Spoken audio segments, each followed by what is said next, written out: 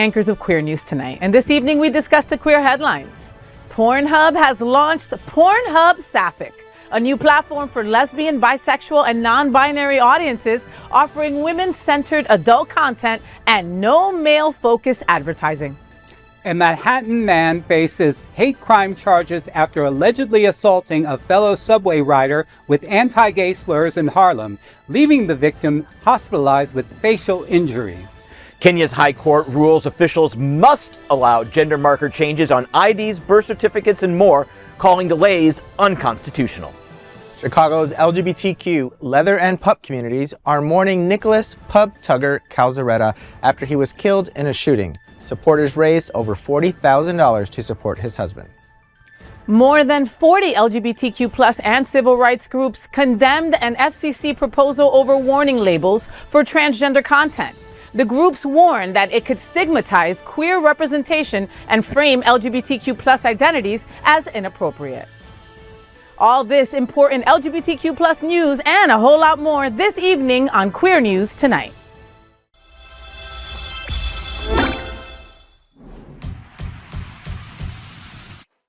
Welcome to Queer News Tonight. This is the world's first and only LGBTQ+ daily news television show, broadcasting live and available on demand on your favorite streaming channels. Analytics company vidIQ has certified the Queer News Tonight YouTube channel as the world's most popular LGBTQ streaming news show. Our queer stories have reached over 12 million views. We are proud that Queer News Tonight has more YouTube subscribers than any other LGBTQ+ brand in Florida. We thank you for watching and supporting our voice in our rainbow family. There is no other news program in the LGBTQ world like Queer News Tonight. It is Wednesday, May 27th, 2026. We are live and literally out of the closet and into the headlines. So many of your important stories we will tell this evening on Queer News Tonight.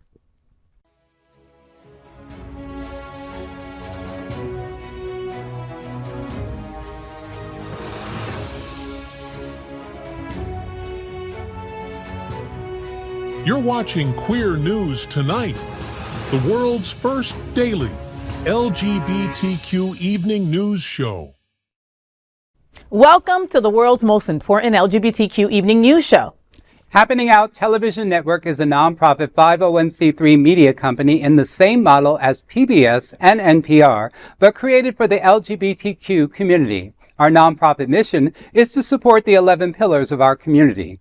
We want to inform and educate the key issues of lesbian, trans, Latino, Black, healthcare, seniors, students, faith, social justice, business, and queer culture. Help us support our diverse community. We are part of one of the largest LGBTQ+ nonprofit media companies in America. Hotspots Happening Out South Florida. In 2026, our magazine celebrates 41 years of the LGBTQ+ experience, and Queer News Tonight, we're celebrating our 5th anniversary with more than 14,000 LGBTQ+ television stories.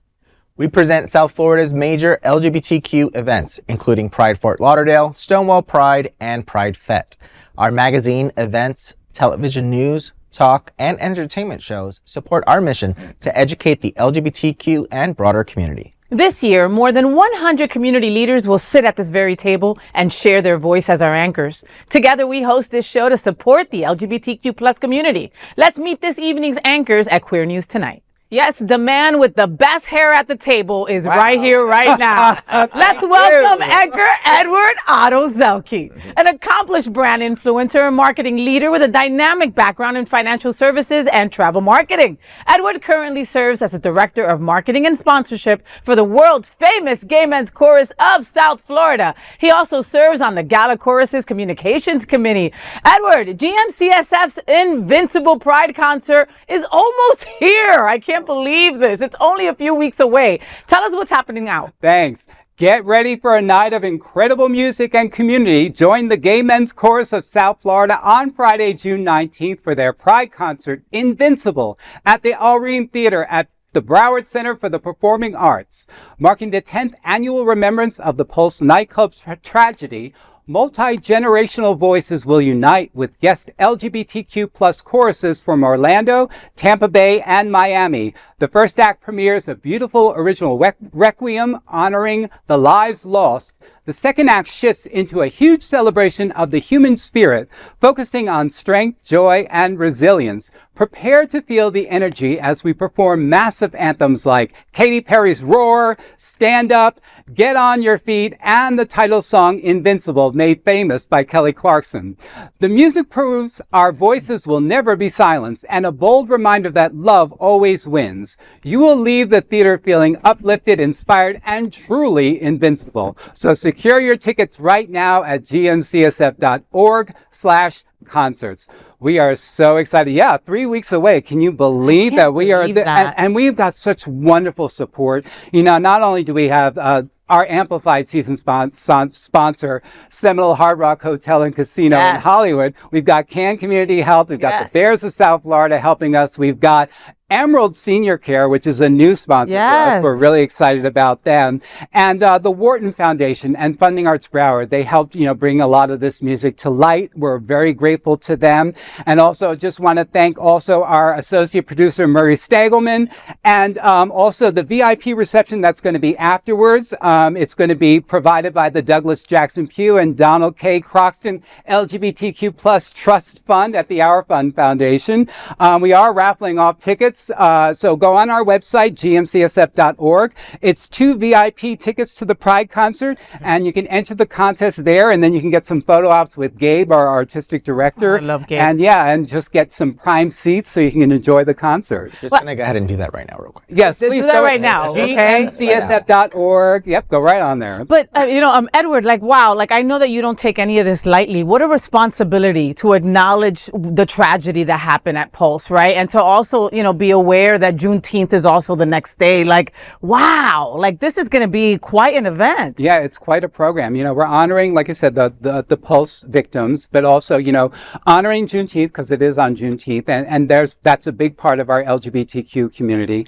And Pride itself, we're resilient, and we need these anthems to go into the next year because it's going to be pretty tough for, a lot of us nonprofits. So, we're going to need all of the strength we can get from that. Yes, and Pat Benatar will be making her debut singing in... No, she won't.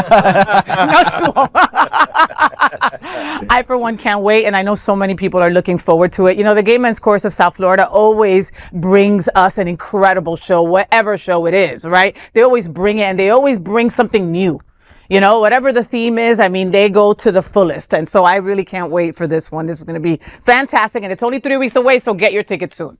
All right, and Queer News Tonight looks forward to seeing you at the concert on June 19th. Let's welcome back to the table anchor John Hayden. He's a journalist for 31 years and now focuses on hyper-local reporting, covering LGBTQ plus issues, Wilton Manors, Lauderdale by the Sea, Fort Lauderdale, Oakland Park. If you live in any of those areas or surrounding, you need to be following John Hayden, all right? Okay? If you want to know about the drama, John's got the drama and then some, okay? You can see all his reports at Greater Wilton Manors on YouTube and Facebook. And John, so the Gay Men's Chorus is preparing for their annual Pride concert, and this year will feature a very, very special entertainment work there for all of us to enjoy. Tell me what's happening out.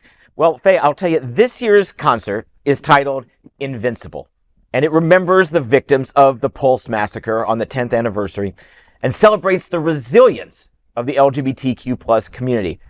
Now, while the second act is going to be upbeat and fun and maybe some dancing in the aisles, the first act is going to be a very special piece. The chorus commissioned a requiem by composer Sonder Choi. He wrote the requiem for the 10th anniversary. A few weeks ago, he was in town with the chorus and shared with me what this has taught him about the evolution of grief. I watched some documentaries also that were created maybe in the first 4 years after the incident happened, and there were some of the recurring characters. And we interviewed them, at the 9th year, close to the 10th year after it happened. And you could really see that the grief didn't go away, but it definitely transformed. So I feel like that's a universal aspect to loss and grief for us, is that it really never goes away, but it transforms. Well, you can see my full interview with Sonder on Greater Wilton Manors on YouTube. The concert, of course, is Friday, June 19th at the Broward Center. You can get your tickets at gmcf.org. And, you know, I was interviewing him just across the way here at Sunshine Cathedral. And I could have sat there and talked with him for hours. Just his depth of music and history and it just gave me all the feels sitting there talking to him. So I also got a clip that I'll show a little later of the chorus rehearsing in over there with Sonder, and I got chills up my spine. And it was only a few seconds, and so I really can't wait to hear this, and it's going to move my heart. I love that. And it's going to move so many people. And during this time, we need to feel those. Sometimes we don't want to feel those, bad memories or memories that just make us sad, right? But sometimes we need to sit with them. And what better place to do so with other folks also going through the same thing, So I, for one, am looking forward to this concert so much. It's going to be invincible. Yes. Well, I have to chime in on this because, Sonder, he is such an asset to the LGBTQ choral community. He's got credits like, he's has music in The Lion King, Mulan from Disney, What? The Way of the Water. Yes. And he's with the Los Angeles Master Chorale. He's with the Philippine Magical Singers, the Pacific Symphony. So his hand is all over the place. And we're so grateful. He's a really good friend of Gabe's, our artistic director. And when he asked him to, take on this, this work, he said, absolutely. And does he live here? No, he lives out in LA. So it's really exciting for him to fly. He's going to be out for concert week 2. So we'll actually get to see him and learn a little bit more about the piece. Yes, and maybe we could take him out to Wilton Manors after to talk about the piece. But when he went into the piece, when he did the writing of it, he amplified queer voices. He actually reached out to a lot of people that that would want to write the lyrics for this. So we're so grateful that people brought their own interpretive experiences for these movements. So. Yeah. Thank you for that. Oh, thank you for hooking me up with him. He was great. Well, I can't wait to see the whole entire interview. And you can see the whole interview. Follow John Hayden, okay? Follow Greater Wilton Manors. And that's where you'll see so many interviews and what's going on in Who's Who and What's What and everything else in the LGBTQ plus community. So make sure you do that, right? And Queer News Tonight looks forward to seeing you at Invincible concert on June 19th. Let's welcome back to the table anchor Jason Núñez. That's Núñez. That N, you have to go Ñez, okay? Because it's got the little thing on top, so you got to go Núñez. Got it? Got it. So Jason is a trailblazing leader, passionate entrepreneur, and fierce advocate for equality. He's the CEO of Gold Digital Hero, a fractional COO enterprise. He's also the director of program at the Miami-Dade LGBTQ plus and Allied Chamber of Commerce and serves on the board of directors of Flock Fest. What a weekend you had. Welcome back to the show, Jason. You are tan, my friend. I am. Welcome to South Florida. Literally. So Memorial Day weekend, obviously there was a little bit of everything going on. Flock Fest had their Memorial Day weekend full party. Yes. Super, very well attended. Were you expecting all those gay boys in one pool? I was expecting a lot of something, and then when I saw it, I was like, it's not what I expected. It was a whole lot more. It was a whole lot more. Yes, yes. I was afraid to jump in that pool and come out pregnant. So I was like, I'm staying out of that pool.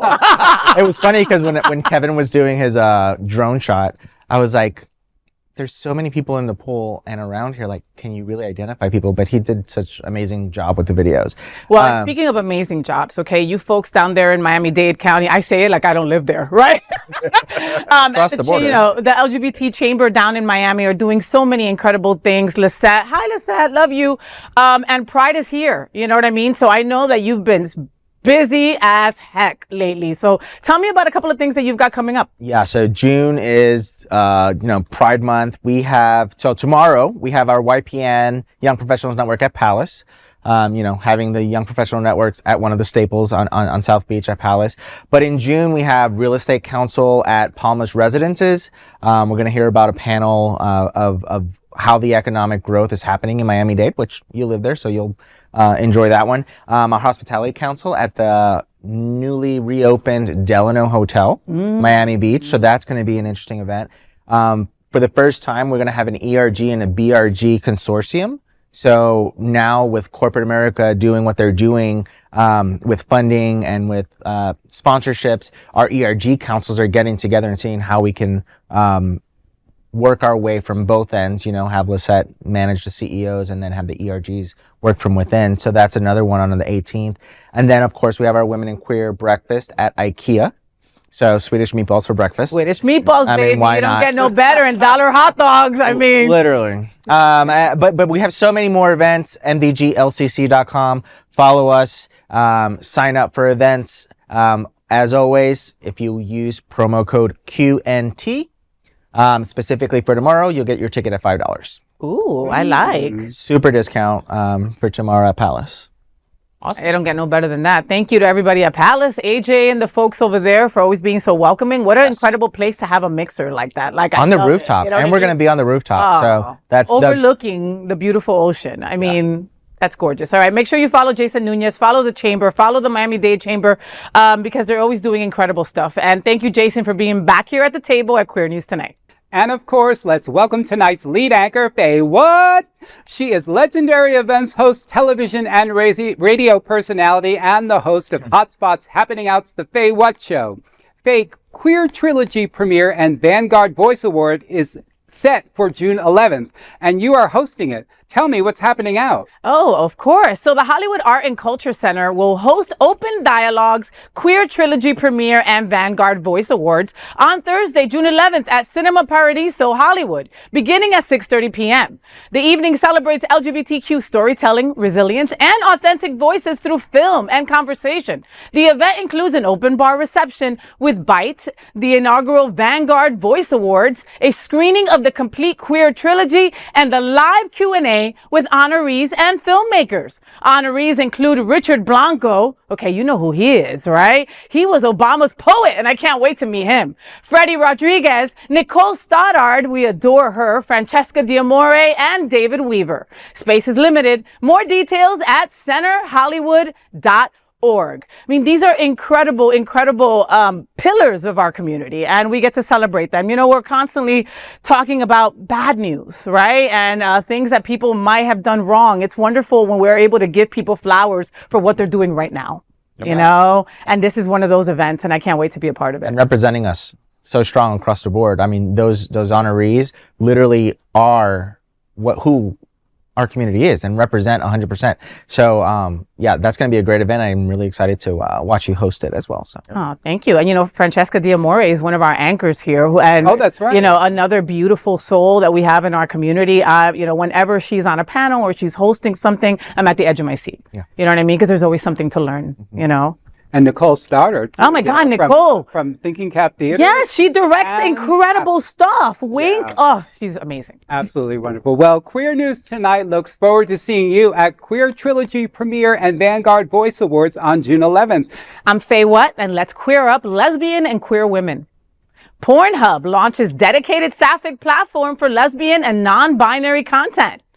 Pornhub has launched a new platform called Pornhub Sapphic, a dedicated space for lesbian and non-binary adult content creators and viewers. The launch expands the company's LGBTQ-focused offerings following the introduction of Pornhub Gay. According to the company, the new platform was created specifically for women-loving women audiences, including lesbians, bisexual women, and non-binary people attracted to non-men. I like that. Non-men. The move comes as lesbian content continues to rank among the site's most popular categories. Pornhub data showed that lesbian was women's favorite category in 2022 and the most viewed category overall last year. Searches related to scissoring, lesbian MILF, and strap-on content also increased significantly. The company says the new site is designed around the female gaze and will not feature ads commonly aimed at male audiences.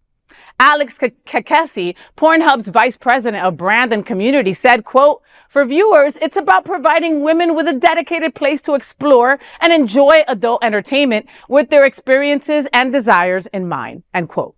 Pornhub has made headlines recently due to legal and political scrutiny over age verification laws. I'll have you know that Pornhub has always been for the lesbians, okay? I mean, if straight men have been watching lesbian porn since the beginning of time, okay? Maybe the lesbians deserve their own VIP section now, right? And this is it, I mean, like I said, I've been watching porn on Pornhub for free since 2006, you know what I mean? And they've been around for a while. So, I mean, I love that they are now, I guess, gearing to be able to give them a safe space, give women a safe space. I only watch gay boy porn, so this is kind of like lost on me, right? My wife right now is like, Faye, why did you have to tell people that, It's a little lost on me too, to be quite honest. I didn't even realize that there was such a, an issue in terms of like the visibility of women on any porn site for that matter. So, because my thinking is that, porn, I always considered porn began with heterosexuality, and it's like, homosexuality came after that. But it's so interesting to see all of that for me. And it's so interesting how like cisgendered people, straight people love gay porn, however it looks, you know what I mean? Whatever that looks like. And maybe it's a fetish, maybe whatever it is, but it is what most are looking at. So, I mean, I'm all for this. I mean, content curated for lesbians. I mean, come on, I don't get no better, right? I mean, it could also be like a training video. Like maybe some people don't know how to scissor and they want to learn how to scissor. Those 3 months that I was straight and I had to explain to a guy where the clitoris was exhausting, all right? And it like solidified the fact that I was gay as hell, right? A woman, you don't got to tell them that, but I like the instructional video aspect of it. People can send their husbands over there and go, hey, do this. Be like, watch this video, holla at me tonight. Just saying.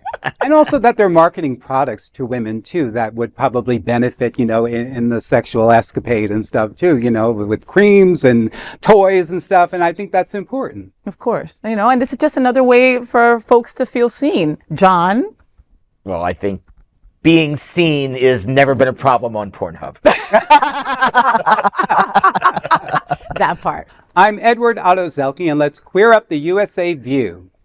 New York man indicted on hate crime charges over alleged anti-gay subway attack in Harlem.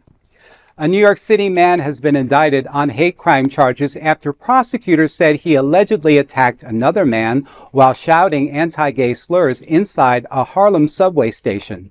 Manhattan District Attorney Alvin Bragg announced the indictment describing the incident as a bias-motivated attack. According to prosecutors, 26-year-old Kayvon Thompson allegedly punched the victim multiple times after both men exited a train near 125th Street and 8th Avenue on December 29, 2023.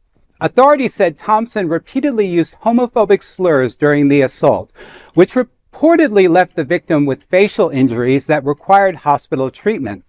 Officials said that the attack only stopped after a bystander stepped in and separated the two men. Police have not publicly identified the victim. The investigation remains open for more than 2 years before the NYPD Hate Crimes Task Force identified Thompson as a suspect and arrested him in February this year. Prosecutors said Thompson has been indicted on 2 counts of third-degree assault as a hate crime and 1 count of aggravated harassment. Manhattan District Attorney Bragg urged other victims and witnesses of hate crimes to report incidents to authorities, saying, quote, New Yorkers deserve to be safe using our transit system without fear of violence, discrimination, or harassment. That's kind of like, the legal process, to take 2.5 years just for this to just finally get moving, and in a state like New York, it's just quite surprising, but I'm just glad that it's finally happening. What's the difference? I'm going to say Mamdani. He has come in, he has appointed, he is walking DEI. He has made so many great appointments. I know we did a story here a few weeks ago about he created an office, I think, of diversity. Yes. So I'm gonna connect the dots. I'm gonna say he has come in and he's saying we are going to have zero tolerance for this going forward and looking back. So thank him for staying on top of this, and thank you to the NYPD Hate Crimes Unit for being vigilant on Yep. it. You know what I mean? Because making it a hate crime as it is, Right. A hate crime is not an opinion; it's hate, and it's a crime. So you should go away for it, and that's exactly what's going to happen. Yeah. And a federal crime. So like once they added the hate crime statute, that became federal. That dude's screwed. Like even he'll be prosecuted locally and federally, and just there's no place for it. I mean, use him as an example, Yes. but also trust in the judicial system. 2.5 years, but it's being done. Trust our judicial system. Hey everyone, I'm John Hayden, and let's queer up the worldview. Kenya's High Court orders government to process gender marker changes on identifications. The ruling says the government cannot refuse requests to amend gender markers on birth certificates and other identification documents. This marks a significant victory for transgender and intersex rights in the African country.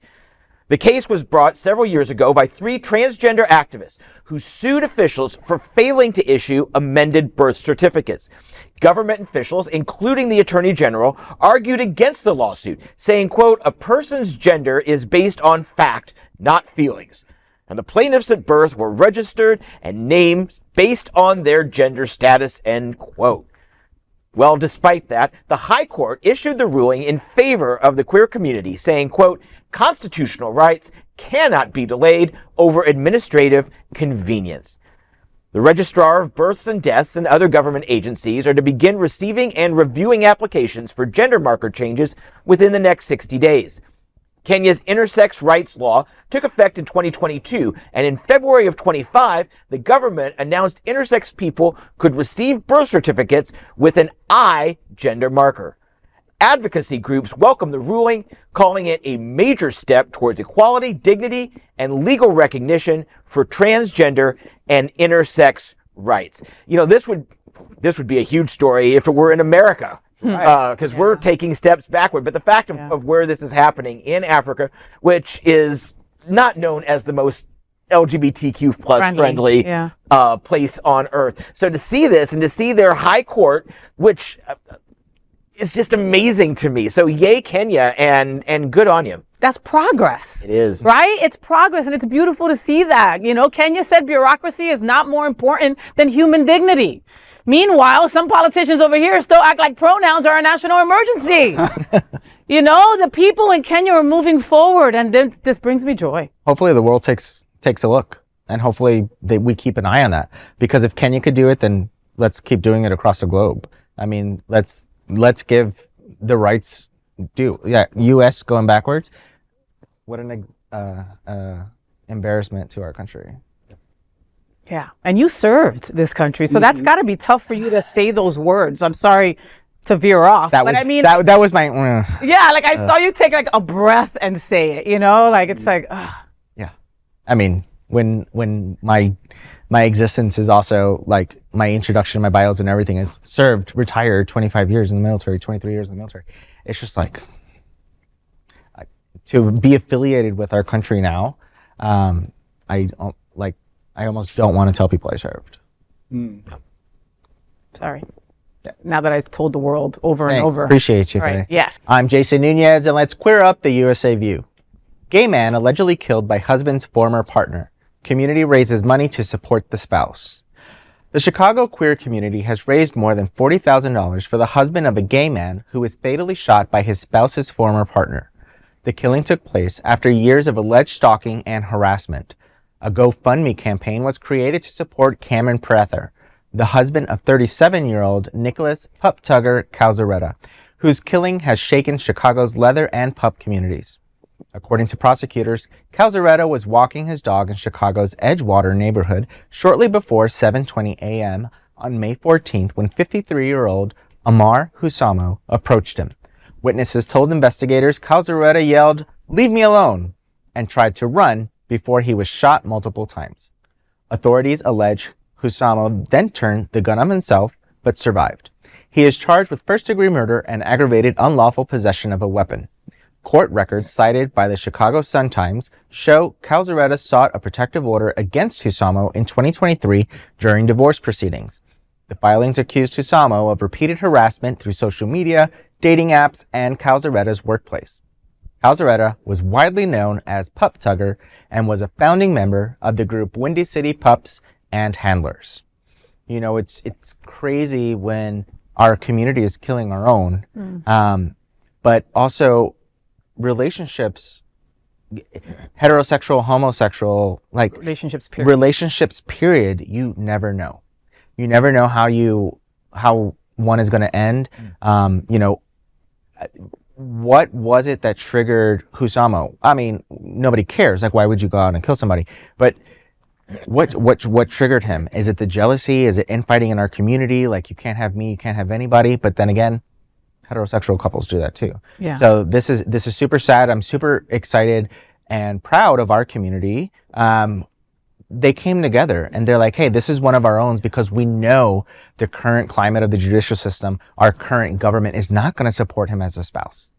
So let the community come together, raise this money so that the husband, Prather, would not be left alone and feels the sense of the community. So, yeah. Well, you know, this, you said it shook the leather community in Chicago. No, it is an earthquake in the leather community that was even being felt down here. This went down a few days before IML, which was this past weekend in Chicago.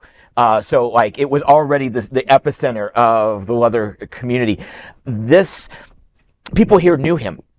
People here knew Pup Tugger. Yeah. People here loved him. Yeah. And this is going to reverberate far beyond just the police blotter. Apparently, the suspect had been harassing his ex for a very long time, but was still supported by a particular bar in Chicago, one of the largest leather bars in Chicago. In fact, he was a den daddy for a major pageant within the last couple of years. People are so upset. I'm told it is a legendary legacy leather bar in Chicago, and it could close because the leather community is saying you fed into this. So they are coming together and they are standing up for their own, even against their own when they haven't really supported the community. So this story breaks my heart because, like I said, I've talked to people who knew him and they're just heartbroken. Yeah, and I saw a lot of people posting down here. Like you said, he was loved and known here. That leather community is super tight, you know?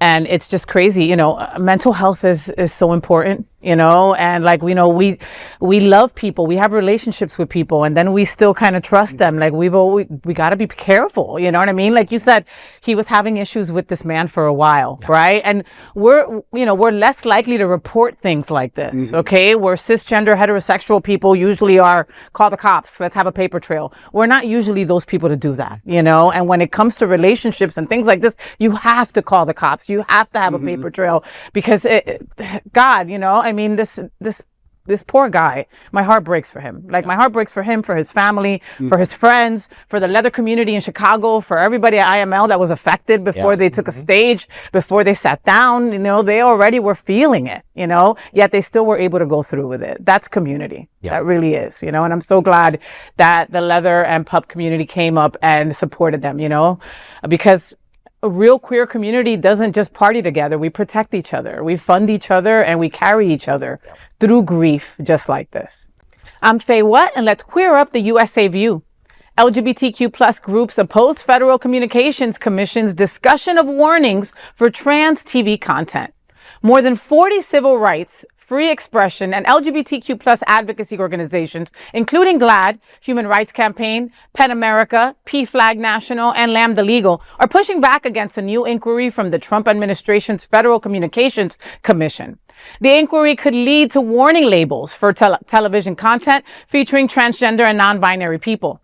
This joint filing warns that the proposal risks stigmatizing queer representation on screen and frames LGBTQ plus identities as inappropriate for general audiences. The FCC notice asks whether existing TV ratings should include alerts for transgender and gender non-binary programming or the discussion or promotion of gender identity themes. It also asks whether such content should be rated differently or contain relevant descriptions so that parents can make informed decisions. GLAAD President and CEO Sarah Kate Ellis called the inquiry dangerous and a threat to our community and our democracy. Human Rights Campaign President Kelly Robinson said, quote, "The Trump administration does not get to use the FCC to try and erase us," end quote.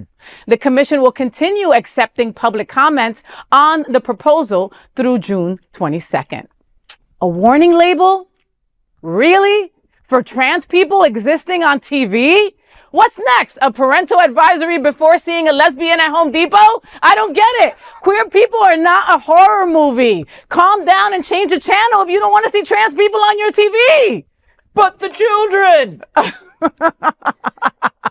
You know, I was driving here today and a song came on the radio. And I know we're talking about television, but they're all governed by the FCC, right? Yeah. Lou Reed.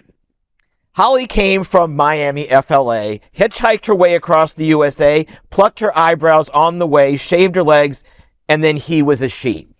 That's Lou Reed, 1972. We've been talking about this for a long time. This has been on the air. Now, the song was a little controversial at the time for myriad reasons, but it's a great song. And the fact that they're going to this is just another example of how backwards this country is going. Yeah. How backwards? Yeah. It's a target. It's just so wrong in so many different ways that I just, this is horrible. LGBTQ 1 Minute News. Let's queer up South Florida and Florida. German tourist arrested for Nazi graffiti on Miami Beach Pride bench. According to police, officers responded to reports of hate symbols painted on the bench near 12th Street and Ocean Drive in Loomis Park. Investigators found the words "Adolf was here" alongside a swastika. Police said city surveillance cameras captured one man drawing the graffiti while the other appeared to block the public's view. The men were later tracked to the Colony Hotel and detained. The suspects were identified as Christoph Rehak and Gunther Manfred Jekschat of Germany. Police say they confessed to the action during questioning. Miami Beach police spokesman Christopher Best called the vandalism an egregious act of hate and said authorities hope prosecutors elevate the case to a hate crime felony. Both men currently face first-degree misdemeanor charges. God, you know, you folks are dumb. That's how I'm going to start it, okay? I don't know how things are in Germany, but we have cameras everywhere. So the fact that one of you was stupid enough to do it and then the other one was watching out, you're morons, okay? You are complete and utter morons. Go back to Germany. Oh, yeah, sorry. You're about to be charged with a crime here and you can't. So the guys bonded out and are here somewhere because they can't go back to Germany until this case is resolved, all right? Okay. The bench is now put back. They had to take the bench away, take the writing off, repaint it, and thank you very much. It is right back where it's supposed to be, right there on Loomis Park in Miami Beach. But seriously, like, come on, vandals, you know? Well, first of all, not all Germans are bad. No! Oh my goodness, no way! And, you know, anybody that is, you know, referencing Nazi Germany at this point, whether you are German or not, you seriously have some issues around yourself and the way the world works today. Yeah. So, you know, yeah, I'm so glad that they caught these people very diligently and they got them right on camera. So good for them. Well, you know, on the one hand, they are foreigners, but on the other hand, they're anti-LGBTQ. So I'm pretty sure Trump's head is exploding because he doesn't know whether to expel them or give them full citizenship. No, he's going to find a Nobel Peace Prize to give them or something like that. The FIFA and award, you know, the next award, you know, who knows with Trump. Oh, my Lord. LGBTQ 1 Minute News. Let's queer up students and youth culture. Maine removes anti-trans student referendum from ballot over invalid signatures. Maine's Secretary of State has removed a proposed referendum targeting transgender students' access to student sports and bathrooms from the November ballot after thousands of petition signers were ruled invalid.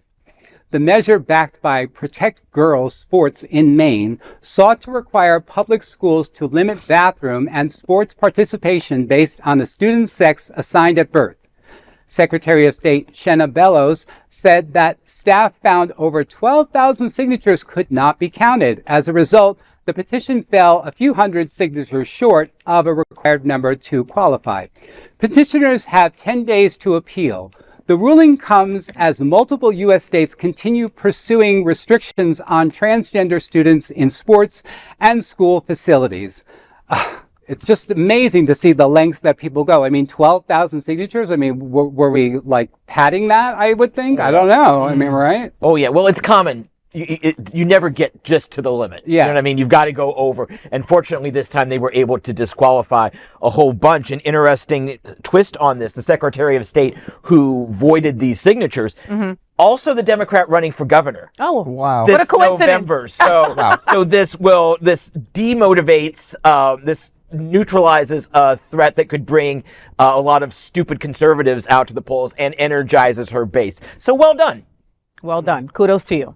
LGBTQ plus 1 minute news. Let's queer up student and youth culture.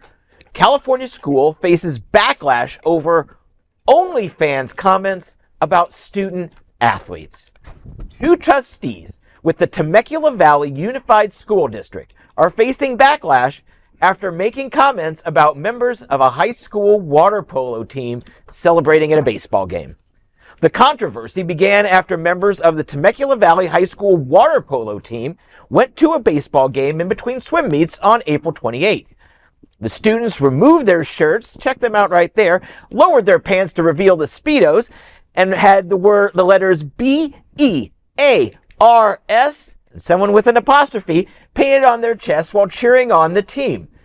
A photo of this was posted on the team's social media, but it had to be removed because board president Joseph Komrofsky reportedly said the students were, quote, one step closer to Chippendales, while trustee Jen Wiersma compared them to an OnlyFans crew.